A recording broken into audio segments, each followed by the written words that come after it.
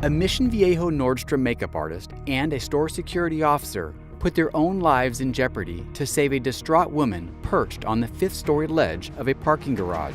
Our department received a phone call that there was a customer who needed some assistance getting home and that we would arrange a ride for her. I came outside looking for her and I couldn't see anyone. At that same moment, Chanel Dalirifar was returning from her lunch break. I noticed that John was outside walking around. I'm looking around and all of a sudden I heard like screaming. I kept hearing a crying sound. Somebody was sobbing.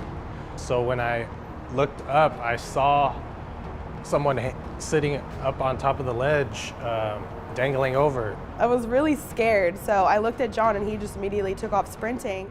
Simultaneously, Chanel and Jonathan Marshall raced to the 5th floor, where a distraught young woman sat on a ledge, ready to jump.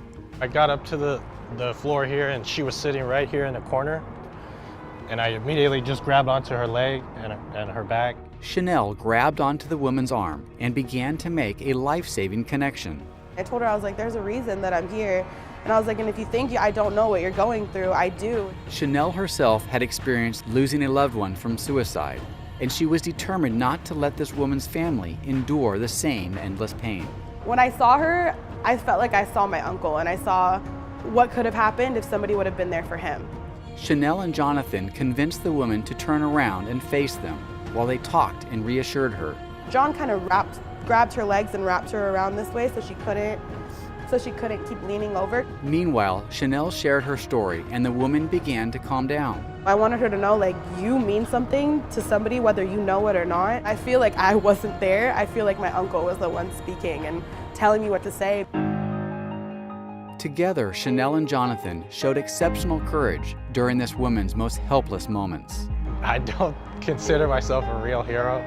I like to hope that I did what anybody else would have done in that moment and that we happened to be in the right place at the right time.